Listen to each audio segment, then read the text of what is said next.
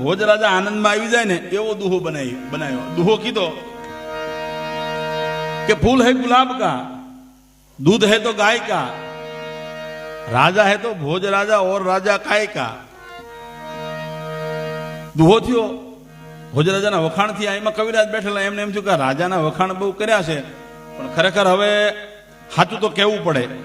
એટલે કવિરાજે કીધું કે ભાઈ આ દુહા તો બરોબર છે પણ હું એક દુહો કવિ સાંભળો. જો મજાની વાત છે કે શું કે મારો દુહો સાંભળો કે શું કે ફૂલ હે કપાસ કા, दूध है तो माय का, राजा है तो मेघराजा और भोज राजा काय का. હે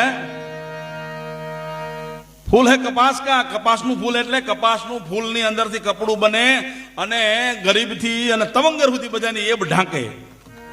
અને દૂધ હે તો માય કા, પહેલું દૂધ તો આપણી જનેતાનું હોય, એ દૂધનું હોય તો બીજું દૂધ બધું નકામું છે. અને રાજા હે તો મેઘરાજા, કે આ મેઘરાજા નો આવે ને તો કંઈક ભોજ રાજા વિયા જાય ધરતીની માથે. ભોજ રાજાનું કંઈ ન આવે તો મેઘરાજા છે તો ભોજ રાજા આનંદ કરે છે.